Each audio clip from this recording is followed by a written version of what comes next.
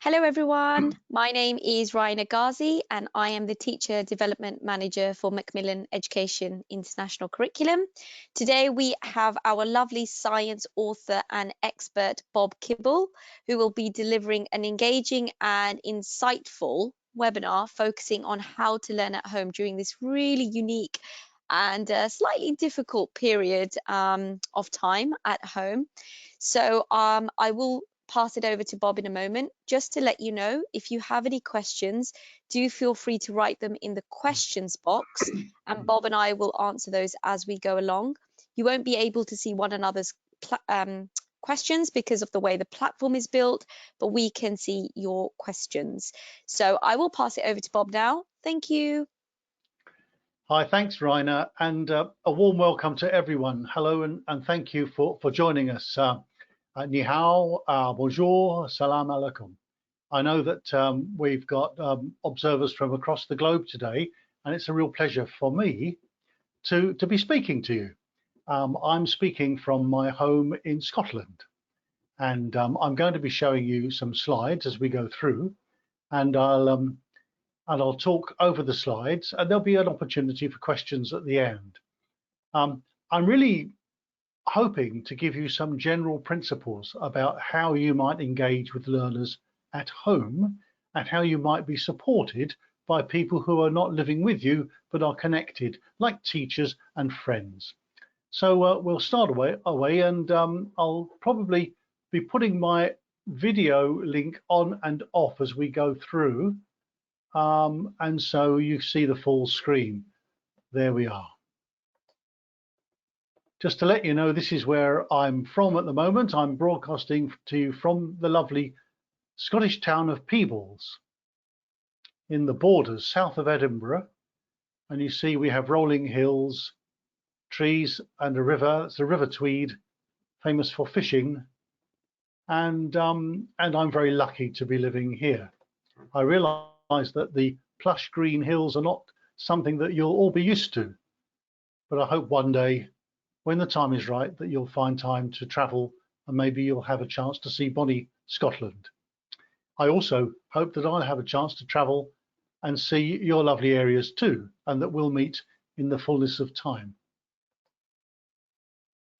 So here we are at home, finding ourselves in a strange place in that we are expected to, expected to really learn to survive in new ways and learn to be in new ways.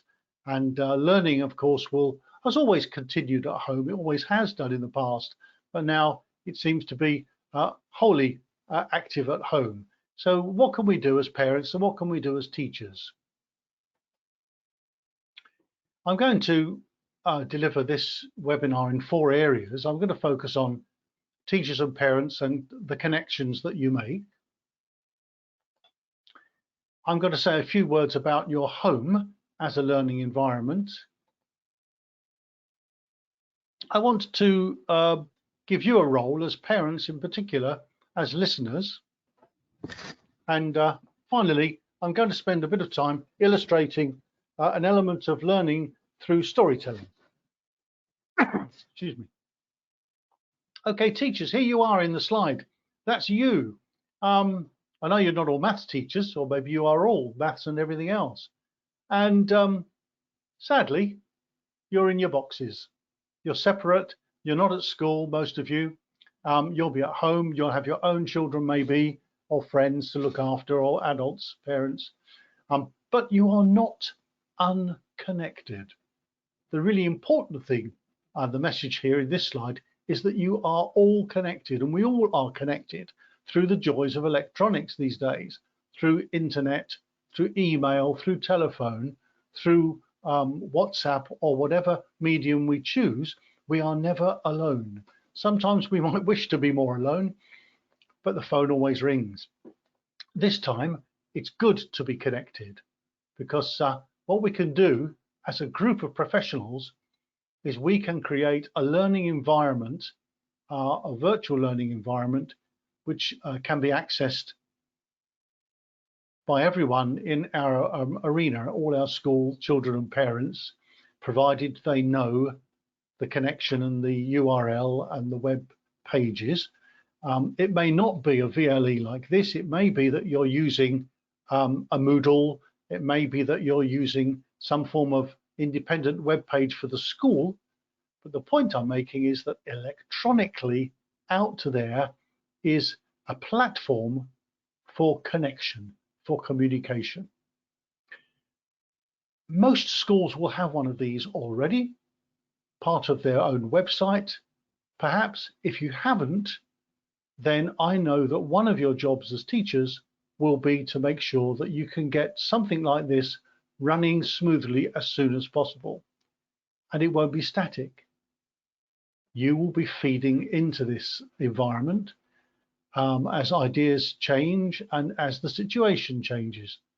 And you'll also be receiving, no doubt, messages from your learners and parents in your region.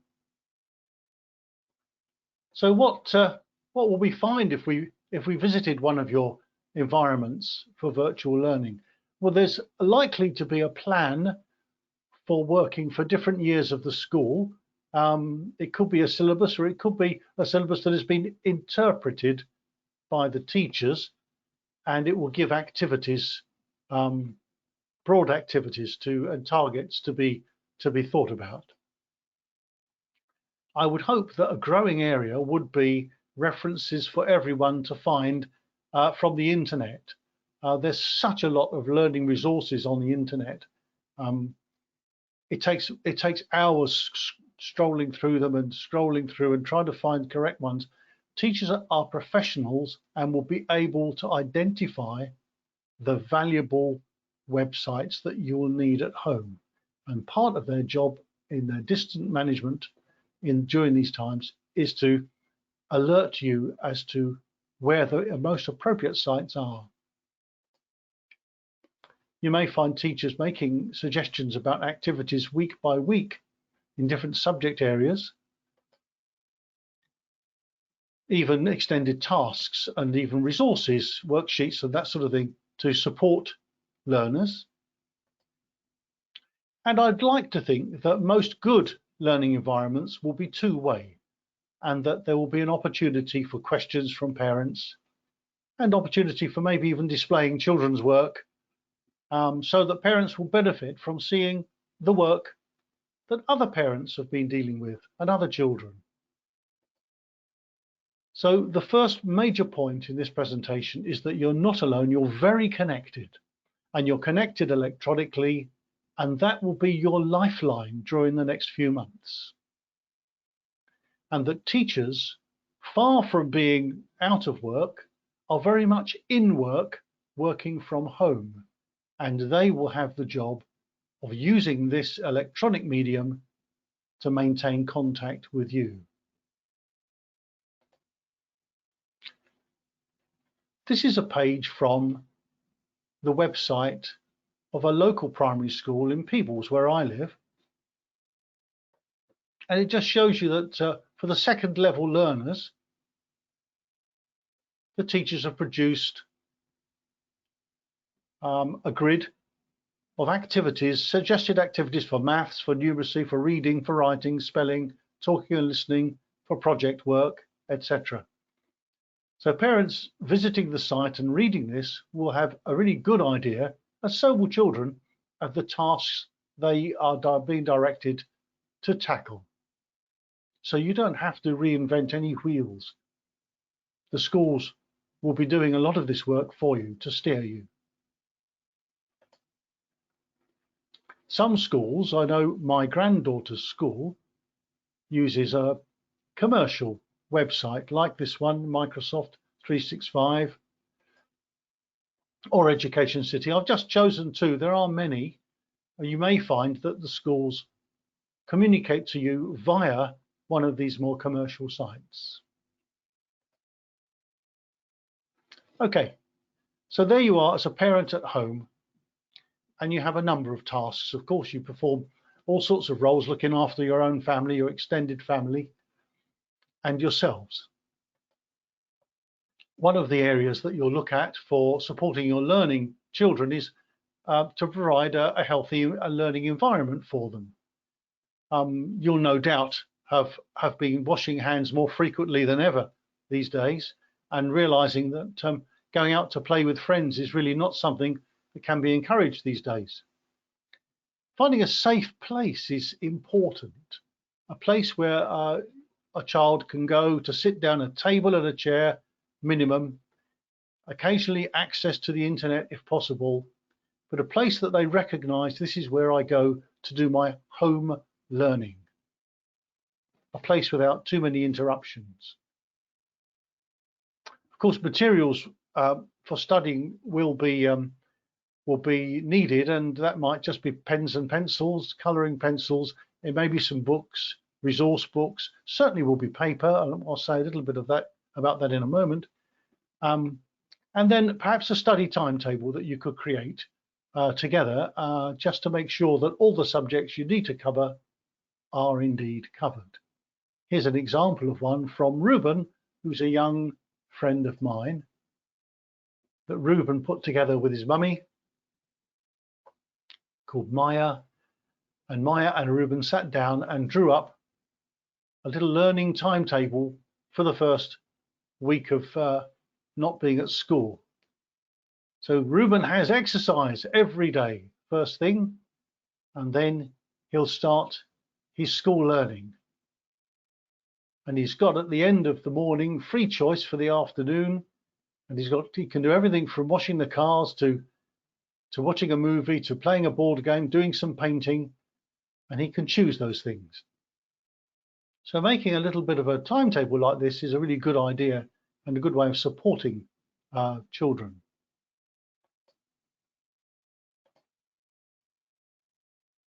You'll also be directly supporting learning by connecting with the learning environment electronically, the one I mentioned earlier. And out of that will come a number of ideas that you can build into your working week and into your working timetable. There's no doubt that encouragement and interest is important, and you taking an interest in what are we learning today? What if we? Oh, that's interesting. We're going to be doing some maths, or you're going to be doing some maths, and that's really good work, isn't it? So we can celebrate those achievements as they and when they arrive. I think it's important to have regular times in the day when you do your schoolwork, and I must say this: you won't be expecting children to work as hard or for as long at home as they would at school. That's just not going to happen. But to have a set time in the mornings, usually, where you can say, this is for schoolwork, then we have a break, this is for the next piece of schoolwork, that's important. Another thing you might want to do is to create a school-like environment by maybe taking the register in the morning, or maybe even dressing up in our school shirt and our school skirt and looking like we're going to school. And that will only last for the morning, but it gives a sense of continuity for children. No, you don't have to be a teacher. Don't worry. If you're a parent at home, you've not been trained to be a teacher. You don't have all the skills of a teacher. You have loads of skills, but they might not be refined teaching skills. So don't expect yourself to have to stand in the position of a teacher. The problem if you do that is that you'll end up talking and occupying all of the space with your youngster. The best teaching skills are listening skills, and that's my next point. One of your major roles is to listen and to encourage and then to celebrate. And I'll be saying more about the skills of listening in a later slide. Of course, one of the things that you will have will be the support of books, and I've got a picture of Max Science books here. This is Max Science book 4 for primary, which I was involved with writing. Max Science book 1 is on the screen there. Max Science books, they're only one of many books on the market, but they're the sort of books that you could have available if you could find them. If children have brought them home from school, they will give you lots of ideas as to what to do, and for children, activities for them to do. So make the good use of books, maybe books that are recommended by the school. So that's teachers and parents working to support learning.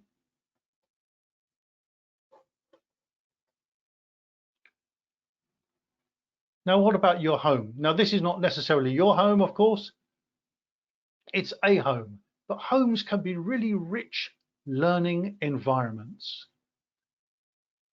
A picture like this of a home, for me, shows me all sorts of elements for learning, to support learning, for language, squares, circles, leaves, surface, shadows, design, materials.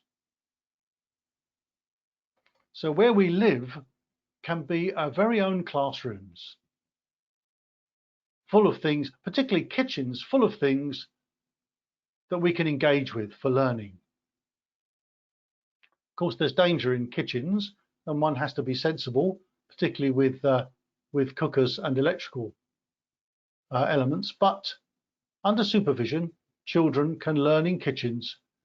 I've just put a few things down there in this picture. I just looked at the picture and look at the reflections on the right-hand side in the metal flower pot, and then on the shelf there are things marked with their volumes, things to push and pull, shapes, things you can see through. And through the window, of course, there's the whole of the world outside, including the weather, the clouds, the sky, and things that move and grow. Paper. Now, I don't know whether these days most people paint their walls. I've got a mixture at home of paint and wallpaper, but in the UK, certainly wallpaper is a huge resource for spare wallpaper, for finding cheap sheets of paper, large sheets of paper for children to work on. Of course, printing paper, used paper, the reverse sides of recycled paper, really good ideas for having a stock of that and collecting them, because you will get through lots of paper in supporting learners in the next few weeks and months. So that's a resource that you will need. I mean, work like this lovely mind map has been done by children. Looks like it may well be in China, I don't know. I don't recognize that writing, you may well do, but it's from the East anyway. And it's a lovely mind map about energy and plants.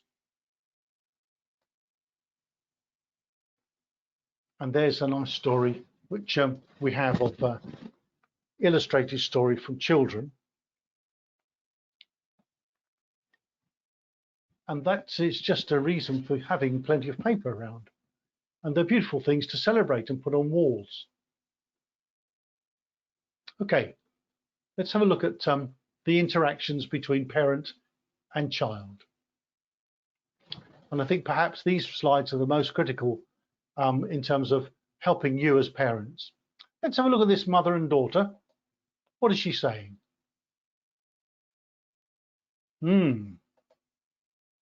Well, well, well. That doesn't tell you too much, does it? Let's try again.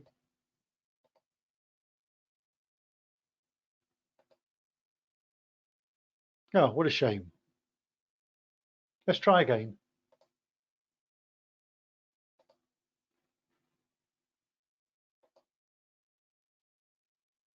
Okay, so we have 3 illustrations here of discussions which I must tell you, folks, they are discussions which are far too common. Even experienced teachers fall into this trap. And the trap is asking closed questions. 95% of questions that are seen in classrooms are closed, very sadly, because they're the easy questions to ask, but they don't lead to much at all. Either the child knows the answer or they don't, but there's no thinking needed. There's no learning. So we've got to be smarter than this. So I'm going to suggest that you practice an alternative style of questioning.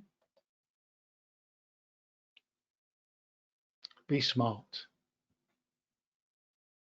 Learn to ask an open question and allow some time for the answer to be thought about. Responding requires some deep thinking. Your job is to listen. The child is the storyteller.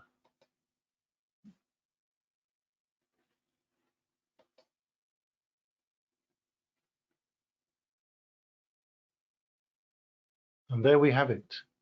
Deep and meaningful learning. The child is the teacher. The parent is the listener. And that's happened because the parent was smart enough to ask an open question. And the child has the floor. They may want to answer using diagrams, pictures, the drawings. They might use some models, but you are the audience and they have the learning platform. And that's the target for you at home, I think. Critical interactions with learners will be about listening to learners. So wise teachers, wise parents, they'll learn to ask questions like this.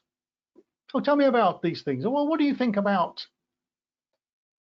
Oh, how can this happen? How can that happen? Oh, in what ways can we do this? They're smart, open questions. And if you learn to ask these questions, you'll gain enormous status at home. And you'll make your children think. And in thinking, they'll be shaping and reshaping their own thoughts and making neural connections. They'll be learning as they respond. And you, well, you can just sit pretty and be entertained and interested because you're the learner and your child is teaching you about their new learning. So that's a real target for you at home, and it's a target for teachers everywhere, I think, learning to listen. How good is Dad here? He's going to be, oh, he still hasn't got it. Dad, I'll draw a picture. Or maybe I'll have more luck explaining it to Teddy.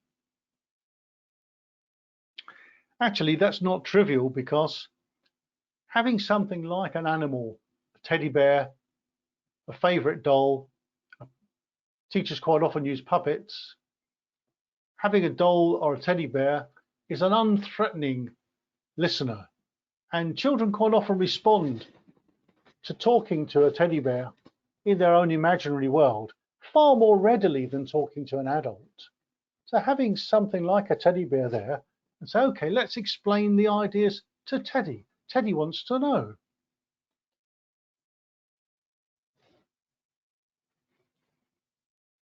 So there are some ideas for being a good listener.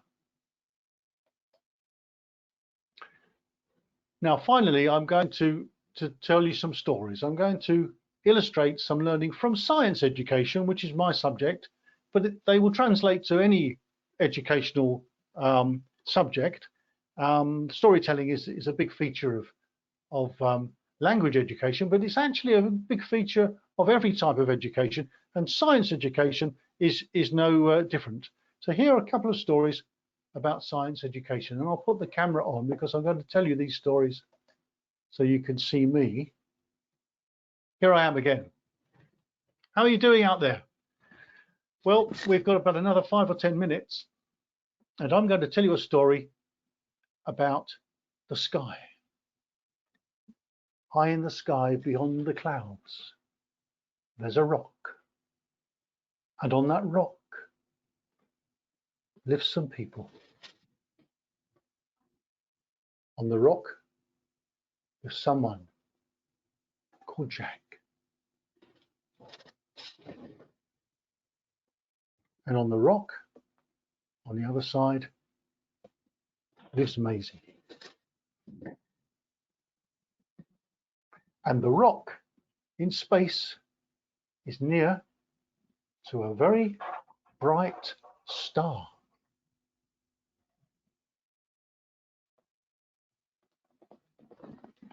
And so Jack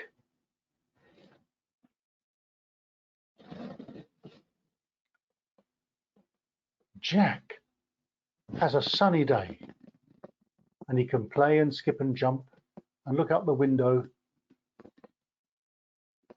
and Maisie is in the darkness. She's asleep. It's getting colder for Maisie. It's getting hotter for Jack. But fortunately, this rock is slowly turning.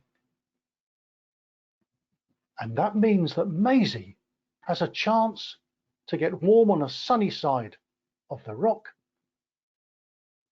and Jack has a chance to sleep in the darkness. And as the rock turns, it turns as slowly as the hands of a clock. So Jack finds daytime and Maisie finds nighttime. And that is how daytime and nighttime work for the rock in space. Of course, this rock has a name. The name of the rock is Earth. And guess what? It's the same rock that we live on. Yes, indeed. And at the moment, we're on this side because it's sunny and it's daytime. But in 12 hours' time, we'll have moved around to the other side where it will be night time. And all this time, the sun has not moved. It's us on our rock, slowly turning, which gives us night and day. So there's a story which you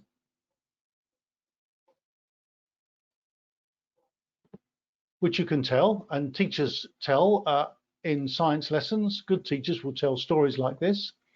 And there's no reason why you can't use something like a potato or an apple or an orange at home, and you can make a little model and you can have your children tell you these stories. And they can, later on in the day, when maybe older sister pops back into the room for tea time, and maybe auntie is whoever's living with you, and you're sitting around the table, then your learning child can start and tell the stories to everyone.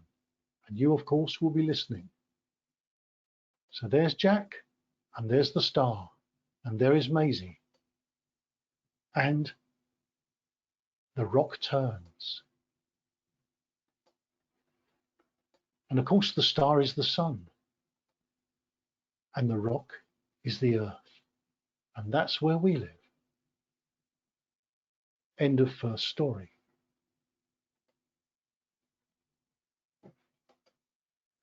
Okay, a simpler story now, the plant story. Here's a story which is told in every primary school. And I'll just get my webcam. There we are.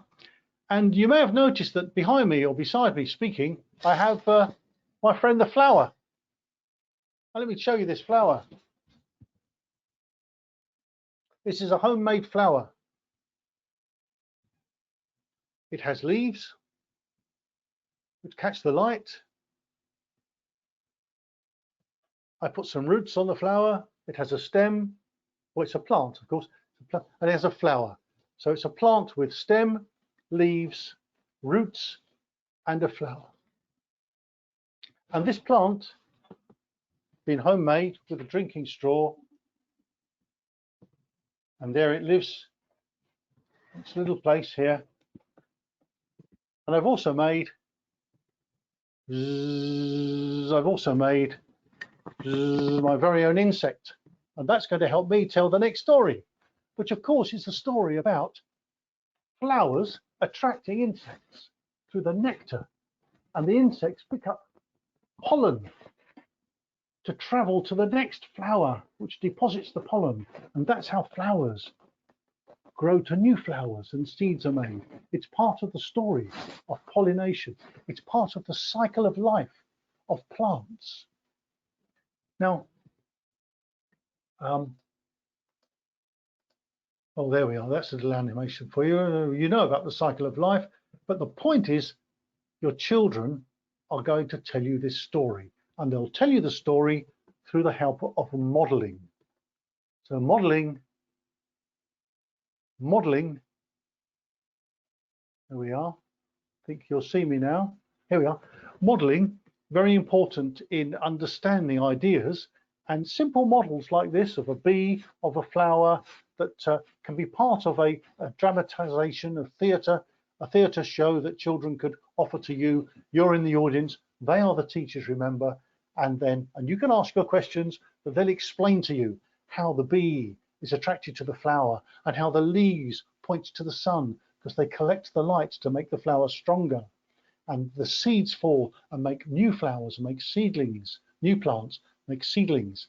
And the seedlings grow to bigger plants, and the plants have flowers, and the cycle starts again. Well, I mean, that's another story you can tell and get your children to enjoy telling you that same story. Here's another story. And this story is based on, oh, I'll try to get my picture up here. There we are. Here we are. Thank you. This story is based on, cheers, a glass of water, which is important these days because we need to keep hydrated. Of course, apparently I read that the coronavirus, if we get it, unfortunate to get it in our mouths, of course, if we're drinking regularly, we're likely to wash virus down into the acids in our tummy, and that will be quite, that will get rid of it on our system. If we don't regularly hydrate, then there's less chance of that. I'm not a medical man, but I've heard that. But anyway, this is a story about the glass of water, and I'm thinking about what is there inside this glass of water. If we could look really closely, at this glass of water, what would we see? Well, let's see what we might see in the glass of water.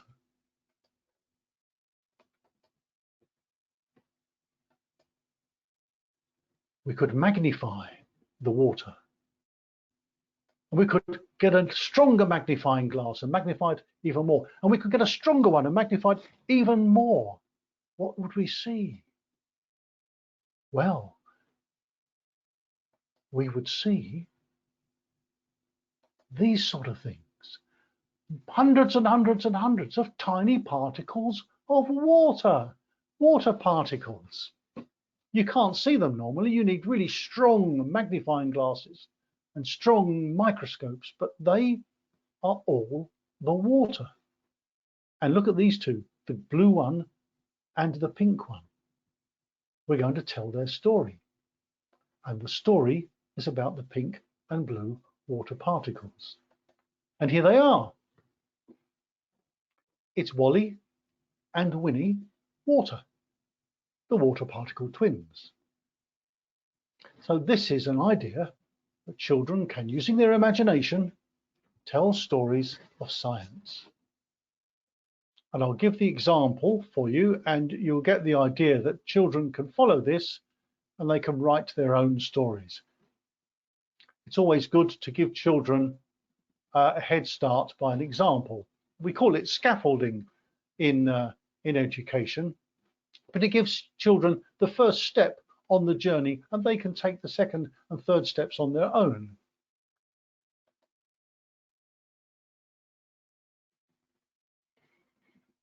I can imagine children drawing pictures like this, telling their stories that we are Wally and Winnie, the water particle twins. They're very easy to draw. Ah, they're in the water in the pan, and the pan is going to be warming up some potatoes for cooking. We're cooking our potatoes. Look at how hot it must be in there. Bash and bump, we have more energy. Bash, bump, bounce.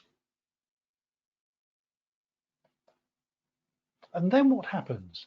The water bubbles, and some of the water escapes as steam, and it goes around the kitchen. And in that water is Winnie and Wally, and they've disappeared into the space of the kitchen, and they're in the air in the kitchen, and they may never see each other again. Goodbye, Winnie. Goodbye, Wally. When will I see you again? Will they ever see each other again? Maybe there's a story to be told in chapter 2. And there are some clues in the diagram. What might happen to Wally and Winnie? Here is a starter for some new ideas. On the left, can you see what's happened to Wally? He's condensing on the window with his pals into a big drop. And when the window gets cleaned and the cloth is wrung out, he ends up going down the sink plug hole. Where to? What about Winnie? She's blown through the window and into the garden and up into the sky where she becomes part of a cloud. What will happen to her now? Of course, one of the lovely things about Wally and Winnie, the water particles, is that they are always there. You can't get rid of Wally and Winnie. They are always there forever. They're just doing different things. Maybe in 2 weeks' time, when you take another glass of water and drink it, you may revisit them. They may be back in your glass of water. Who knows? But that's a story for you to tell. So we're coming to the end of this webinar. I want to go back to some of the important points just to sum up. You are not alone, teachers, and you're not alone, parents. You are connected, and those connections will keep you moving forward in supporting your learners. So whatever virtual learning environment you have, find out about it and make best use of it. And teachers, make sure that it's updated and that you are working as a team together. Yes, homes are rich places for opportunities for learning. So don't ignore all the things that are happening in the house, because they are full of opportunities for talking about change, talking about materials, talking about things that we see moving, shadows, hinges, noises, things to see. It's a rich environment where we live. And if we have access to a garden, then that's a whole new world of opportunities. Yes, your job as parents is not to teach, but it is to listen and encourage and be interested. Learn those listening skills and learn to ask open questions. And finally, don't be afraid of encouraging some good theatrical storytelling, using models, using pictures, and being adventurous, because being part of an audience which sits down and listens to a child telling you the new stories of whatever it is they've been learning about, it's a real joy. So learn to listen and enjoy those stories. So from my family and friends here in Scotland, I wish you all well. We'll get through this together in a few months' time. And when we come on the outside of that and the summer maybe is over, we'll keep in touch. And maybe I'll be able to come and see you in India or China or the Middle East or wherever you are. But good luck and keep safe and enjoy your time together in this new way of being. I'll leave you with a short poem which I wrote. It's a haiku. And it's simply, the last line's important. We're all in this together. You're never alone. We're all connected. So let's make use of these new connections as we stay friends over the distances. There are contacts here for Macmillan supporting education, and I'd like to say thank you so much for listening, and I'll be ready for questions in a moment. Goodbye, everyone. Great. Thank you so much, Bob, for your really engaging webinar. Hope that the teachers really enjoyed the session. As Bob mentioned, here are some website links that you can use to contact us. Also, the webinar recordings, a few teachers have asked where they can obtain the recording. It will be available both on our website, as you can see here with the link, or also on our YouTube page. So please do watch out for those as well. We have a lot of previous recordings for webinars that you can also have a look at as well. CPD certificates will be available within 1 week, along with a PDF of this PowerPoint and also the recording as well. So do look out for those. Also, do follow us on Facebook. The details are below. And if you do have any questions, Bob is here for the next few moments. So if you do have any questions, do feel free to write them in the chat box, and hopefully Bob can answer those as well. So we'll wait a few minutes to see if you have any questions. While people are thinking of, So, thank you, Rainer. While people are thinking no of worries. questions, yes, if you don't have access to the internet, it's really going to be very difficult and lonely time unless you manage to make some sort of contact with your neighbours who are in a similar situation. But if you don't have a telephone and you don't have access to the internet, then much of what I've said is going to be really demanding for you.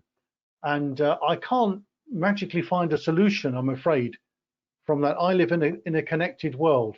And I think many people do, but I understand, of course, that many of you are disconnected and you're very much left on to your own devices there. So learning may have to take a slightly different format for you, I'm afraid. I wish I could offer you a better solution. Okay, I'll read a few questions for you, Bob, and then we can see if we can get through these. So, Mr. Robert, as being a maths teacher, how to engage my students? One moment. How to engage my students online and make it interactive? Okay, interactive is difficult because if you have 50 students or 40 students or whatever, you're going to set yourself up as communicating regularly with all of them. A video may help, rather like this. If you can set up a morning time where Mr. Maths teacher, whoever you are, speaks to everyone, and that will be great for children because to see their teacher online is a comforting, familiar face. You will make such an impression. And then to actually deliver this week's tasks, there are 3 tasks. They're on the website, or they're here on a piece of paper. I'm holding them up, or this is what I want you to do. That's what you could do if you could create a small electronic link. If you don't have electronic links, then it's going to be very difficult. But if you've got one, then make the most of it and make an appearance and show them that you're there, even though you're not next to them. You're there and thinking about them. Excuse me. Okay, we have a question which says, from Jasleen, how to introduce new things to a child who is not able to recognize letters? Okay. I'm guessing that this is about new things for children who don't read or can't read. Yes. Maybe because they're too young. I don't know. But there are certain, what children do respond to are artifacts, are things, are experiences which are sensory, feeling, tasting, touching, listening, things that you shake, things that have got different textures on surfaces. And you'll find that if you can put your hands around the home at a number of different objects which are very sensory, you'll find that they will take a child's attention, and you could talk about those objects, or you could ask questions and the child will tell you about them. It's not using the medium of a word. It's using the medium of listening and talking, but not the written word, and using artifacts.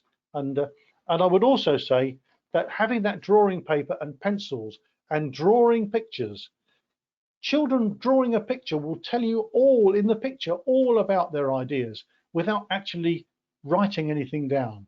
They'll have the pictures and they'll tell you about the pictures, and very young children will do this. So I would use the medium, 2 things. I would use real artifacts for sensory engagement, and I would use paper and pencils and color pencils to encourage pictures. Perfect. We have a question which says, how to encourage children to listen? So receptive skills.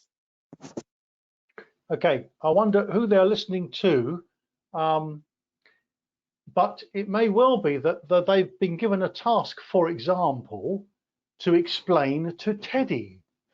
Teddy wants to know. he wants you to explain to him, and the time you're going to explain is going to be in 10 minutes time. And so let's find a way of explaining to Teddy. So in order to explain something, of course, you need to learn it yourself. So you may have a little scenario like that, where the child is expected to explain to someone else. The other point about motivation is, of course, children have short attention spans quite often. So maintaining variety in the tasks that they're doing is quite important.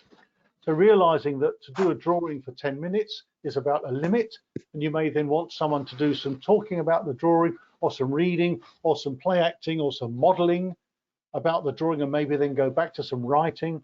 But keep the variety going. Don't stay on one task for too long. And secondly, always find ways of celebrating achievement. Well done, great. Tell me about this. This looks fabulous. Let's put this on the wall. Let's show someone else how well you've done, because that's a great motivator. Feeling that you've captured someone's praise is a great motivator. We have another question from Divya: how to encourage students to read books? Okay. Well, of course, books have got to be appropriate age related, haven't they? So they've got to be a book that children can immediately gain access to for whatever reading level they are at.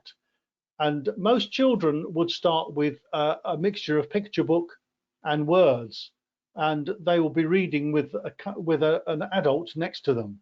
And the adult, of course, will be helping not only the reading and recognition of the words, but helping by encouraging the storyline along. Oh, what do you think is going to happen next? I wonder what will happen next on the next page. Let's find out. Hey, what's happening in this picture? Let's read about it. So you do need to have that that sense of an adult encouragement, but at a child's level. That might help a lot, particularly if the book is the right level for their reading age. We have a question from Sunena: how to deal with weaker students? Well, for weaker students, I would tend to use the word slower students, maybe, or students who have not made so much progress for all sorts of reasons. Well, of course, your work has to be level appropriate, and there's no point in trying to force a child to learn something which is way beyond their learning level. However, scaffolding techniques do exist for helping children by allowing them to be propped up for the first one or two steps of the task, and then allowing them to complete the task on their own. So, for example, in a book like Max Science, okay, so when we were writing this book, we were very aware that some of the challenges, conceptual challenges, were very hard or just demanding. But we helped children by giving, for example, the first example done for them, and then they had to do their own next 3 or 4 examples on their own. That's scaffolding. Or it could be that what we did was we structured a question, part A, part B, part C. Part A was much easier, part B a little more demanding, part C. So you had a step-by-step approach, not taking on too much at any one time. So scaffolding techniques of meeting the child halfway, or giving a clue, that's another thing. Giving a hint is a scaffolding technique. So you'll find that children who need a little bit more time would appreciate a technique like scaffolding. So they don't have to do the whole task on their own, but you have supported them at the initial phases of the task. Perfect. We have a question from Subha Lakshmi: how to encourage a hyperactive child to participate in a conversation? Right, okay. I wish I was a child psychologist.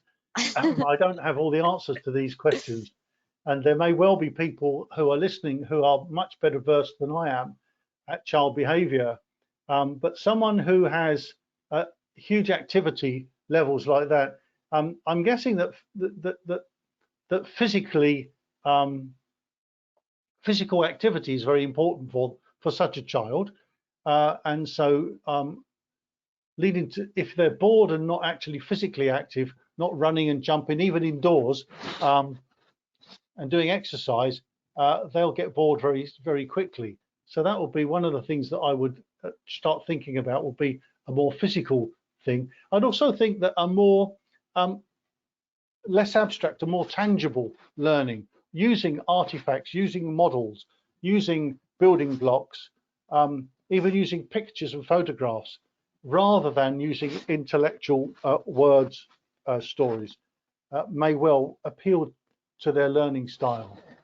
But I'm not a specialist in that area, so I wish I could offer you better. Sorry. Perfect. I think we will leave the session there for now.